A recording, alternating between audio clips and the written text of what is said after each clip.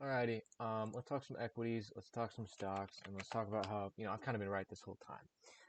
If we want to, be a little bit arrogant about it, but it's really pretty simple here. The things that kind of like go down here, right, and why they happen. So just going off of what I had previously, classified on my SPX chart,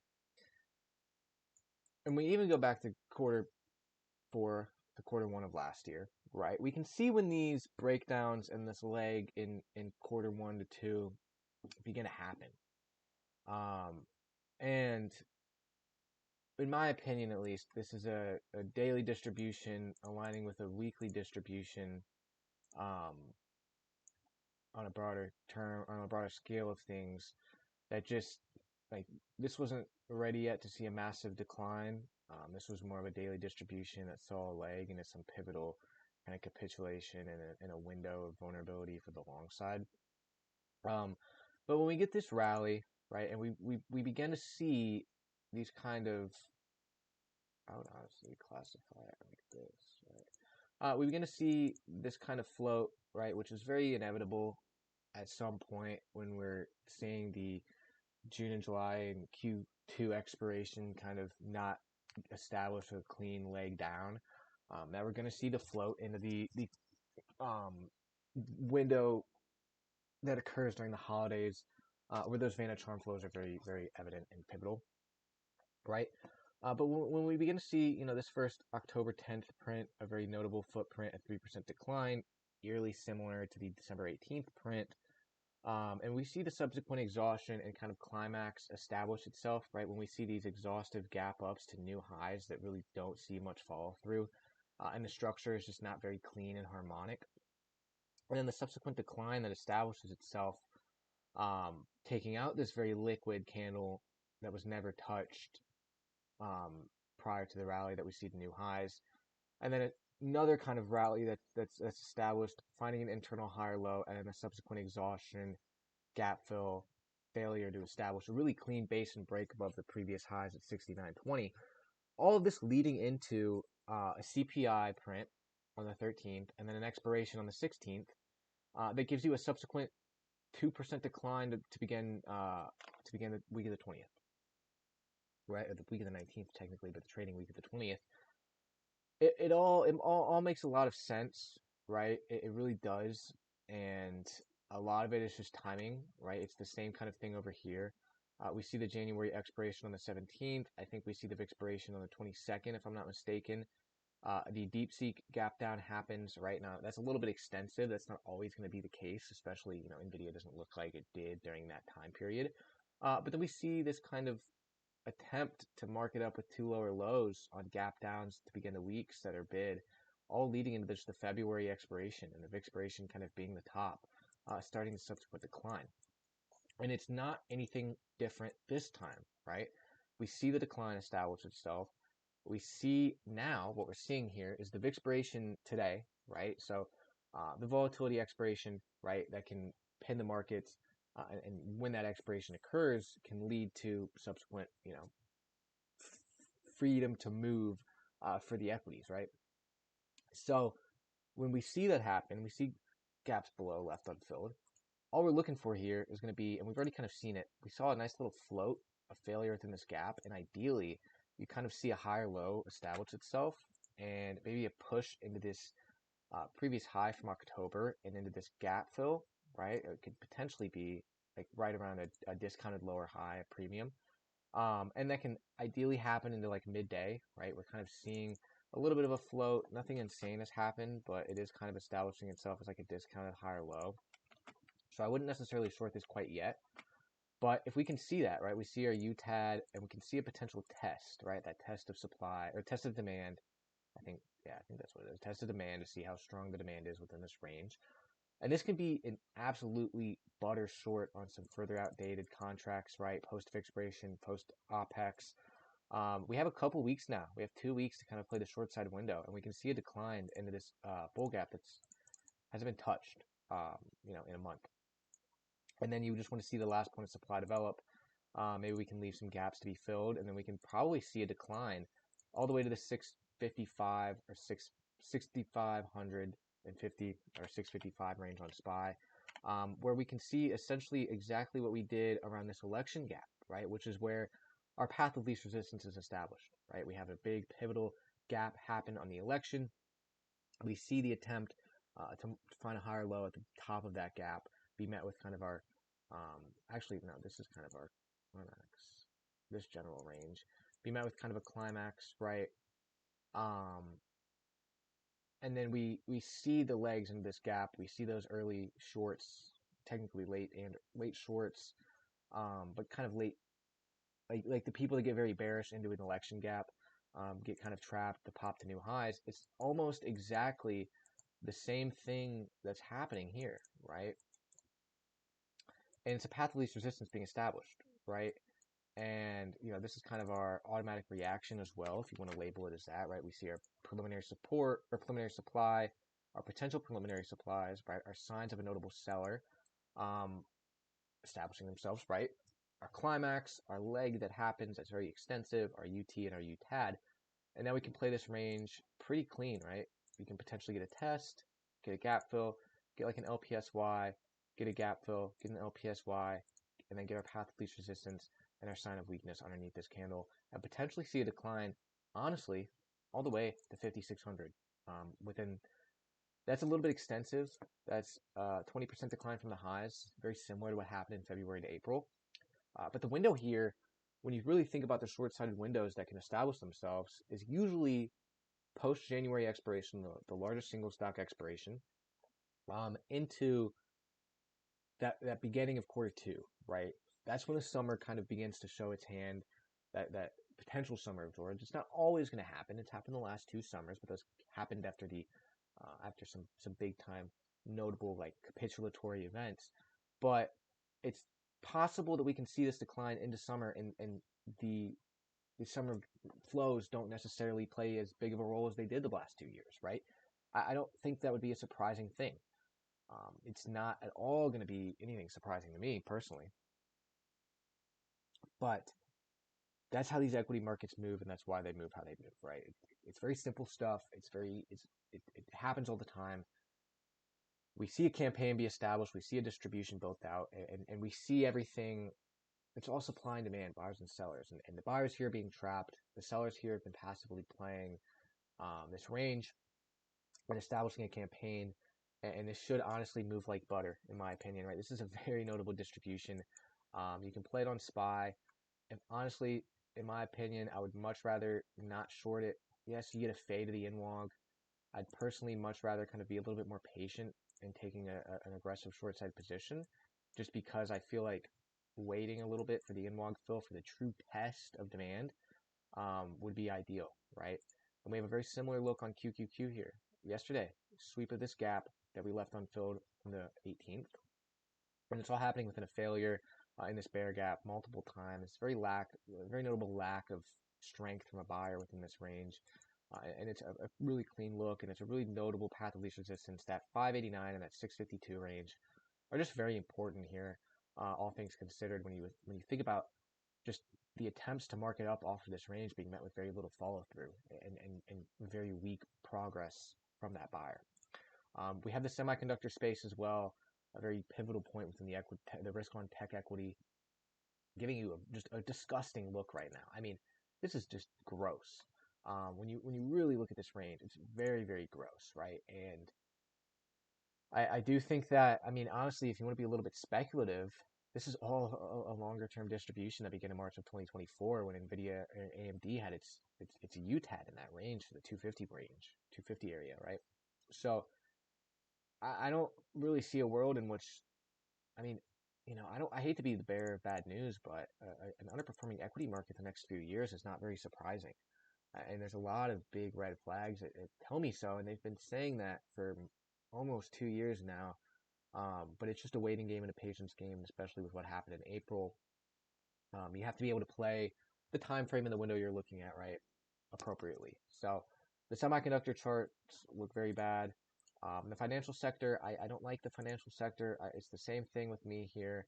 But I don't have an execution on any of those names quite yet.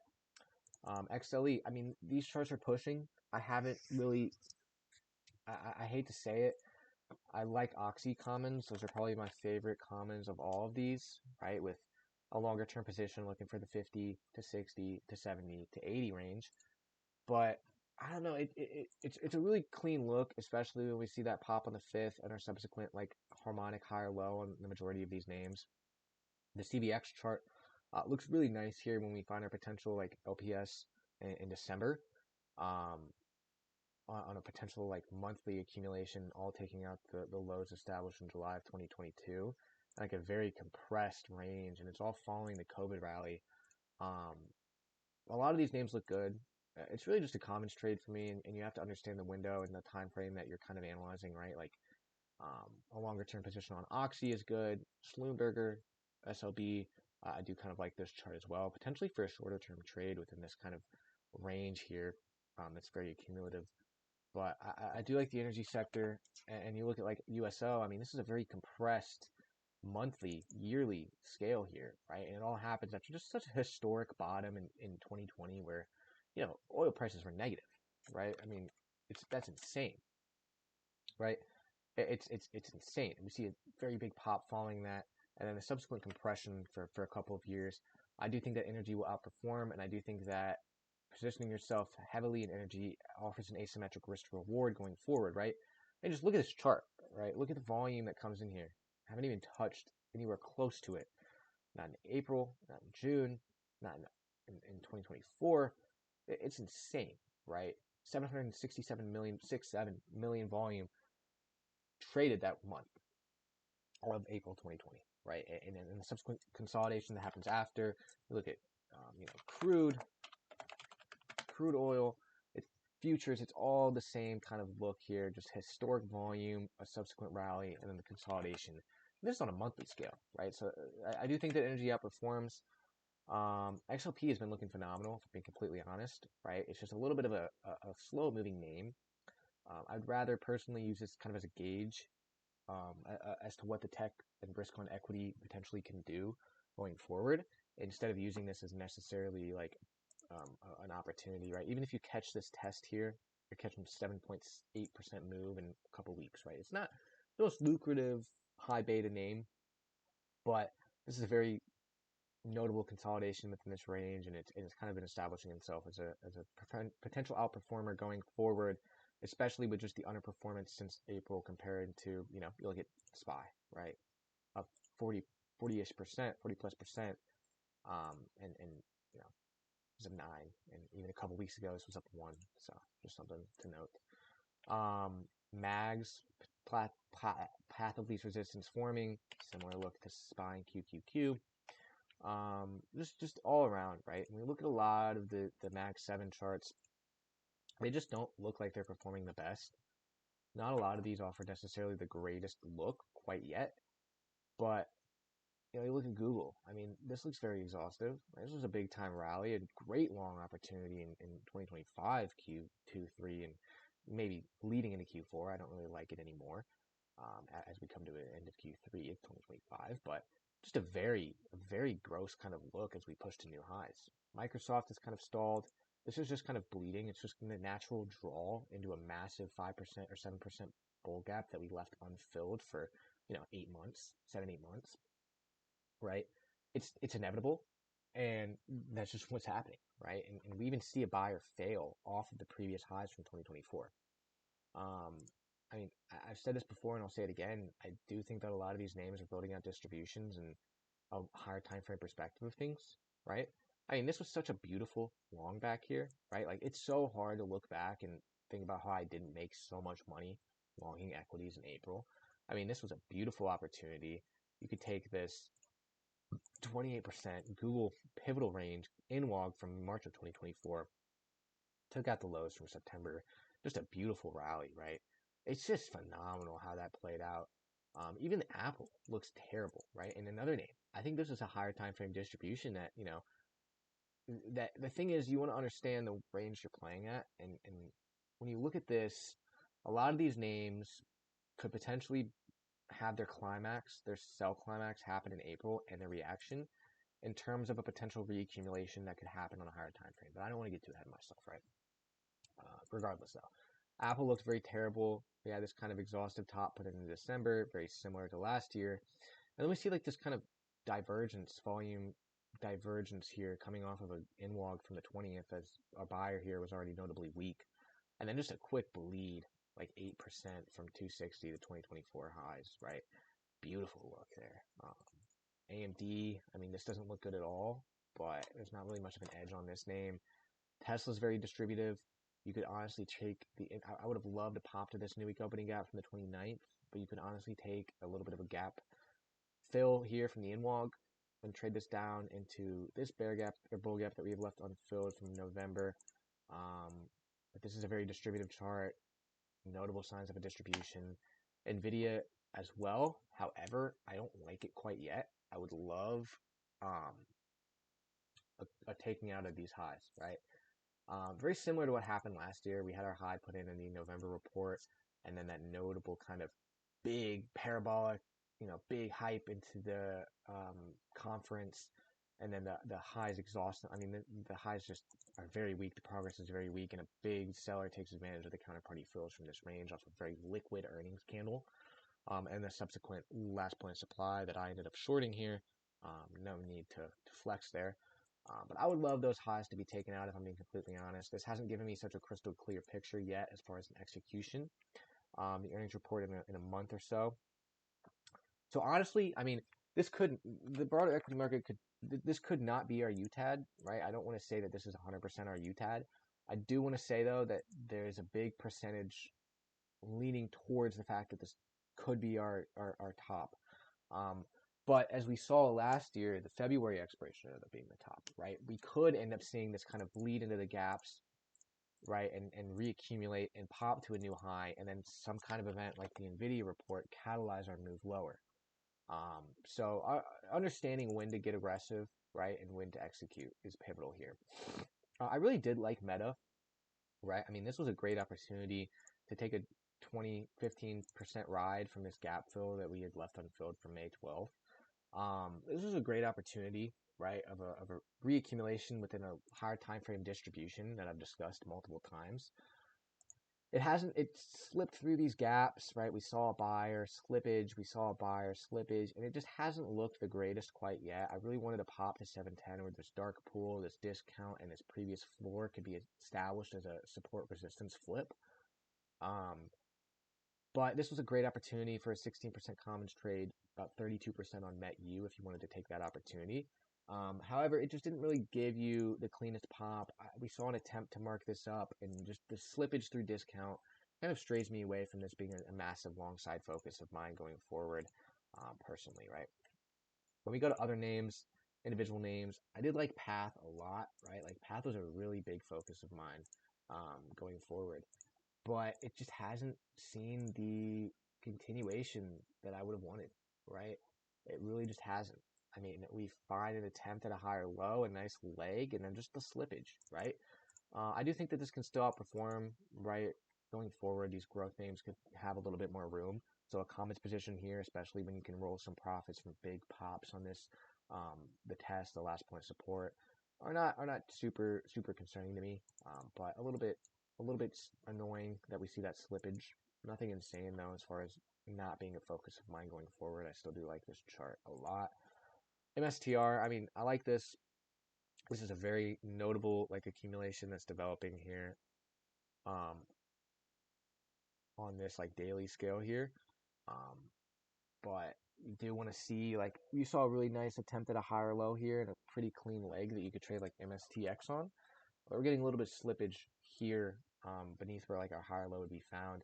I do like this. It's very reminiscent of like a UNH kind of parabolic opportunity. We see a massive decline and a massive distribution, and now we're seeing another campaign establish itself with preliminary signs of support, a climax, and then the exhaustion and anomaly prints being established underneath that climax candles low. But it's not necessarily the biggest focus of mine going forward. I mean, if you wanted to take some MSTX, that's a nice 30-40% move, depending on where you cover some of your position. So I don't mind that at all, honestly. That was a really good trade from like right here, right? You see this gap being defended, and you see this low being established as a support. You see a nice leg and break of structure. but just a little speculative going forward, right? I really like the Disney chart. I've talked about this a bunch. We're seeing a progression gap reclaim from the report that was really notable as far as volume and intent, and then continuation from the seller being established as very weak and kind of sweeping this peg for May of 2025. This is all within the schematic of a higher time frame accumulation. We potentially can finally find our last point of support here for a push to 126. A very good comments focus going forward. I really still do like Ford. This is a 2-week inside bar pattern following a 6.45% move. This is a great chart. I mean, you need to study this chart if you want to look at accumulations, right? This is a beautiful looking chart, right? This is a massive, massive rally from 2020 to 2021 to 2022. And then we see our subsequent decline. We see our attempts to mark this up multiple times and establish a floor. And then finally, we can kind of see that nice low be established in 2023. A really clean leg, a failure. Those lows taken out in August of 2024 with the progression being very minimal. We see kind of our test here on an earnings report and then historic volume in April and a subsequent just rally where you can just add in and cover on your higher lows and your targets and maybe take some options positions throughout, right? And just very harmonic volume patterns and candle patterns and structure and very crystal clear targets going forward, right? You can just cover, add, look for 15, you can look for 16, you can look for even 25 if you want to take a longer term position on this name. This is beautiful, beautiful looking chart, right? UNH, same, I like it, but it's not a short-term focus of mine. Same with Nike. BABA is a really nice chart. The support resistance flip from the November 2022 bear gap and 2021 bear gap.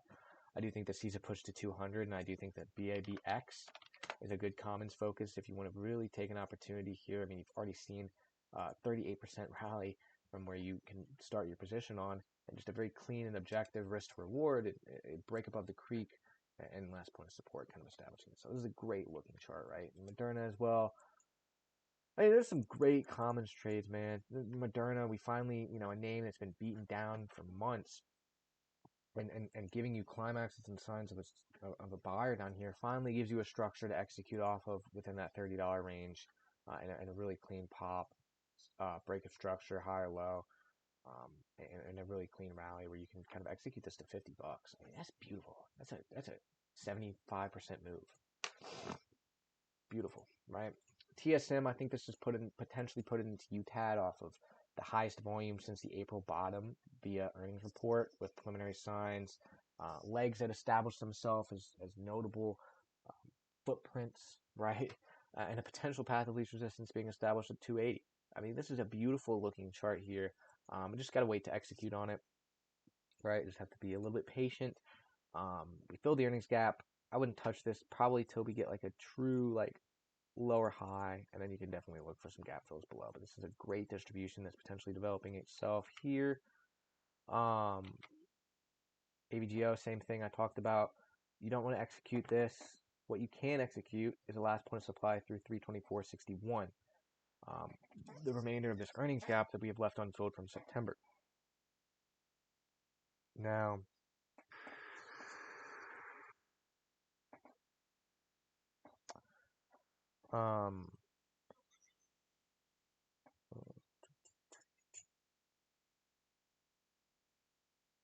Now, probably is my main focus short side, but if you see like a really clean hourly bear flag establish itself through this, 4 tests within this gap, you can definitely see a $18.51 decline to the full fill. I don't mind that at all. Otherwise, I wouldn't really execute on it quite yet. Adobe, I didn't really like this quite yet with a potential high or low. Didn't really look the cleanest. We're now seeing some slippage, potentially taking out the big climax in 2022 where we had the highest volume in a while. So that could be a good look on this name. I do think a Shopify distribution is pretty evident. Right, we see the big time rally to new highs. We see the progress begin to stall. We see kind of a lower high be put in. And this is not really much of an execution for me on that name.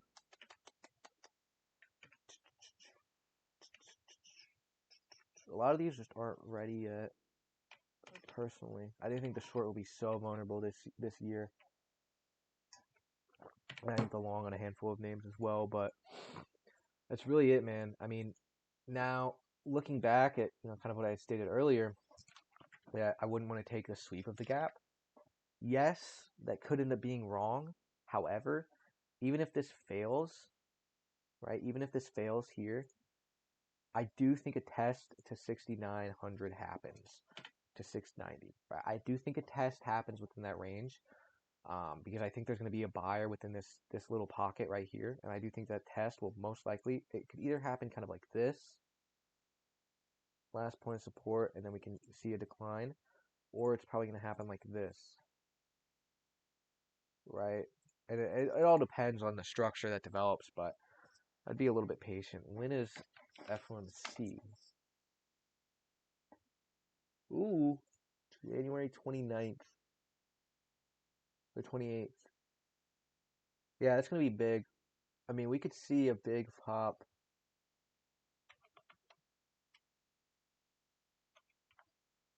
We could see a big something off the Fed meeting, right? Whether it be a decline into the Fed meeting and a spike into a test or lower high, or we could see a new high be established, right? There's always potential for a new high here. You never know it's truly a UTAD until you're looking back at it 2 months later, 20, the 21% decline from the highs. But I'm pretty confident that there's a big percentage that there is a high established as the potential all-time high. Going forward, we'll have to see though, right? Really depends. But that's my breakdown. The data sets, the climaxes, the events, the change of hands.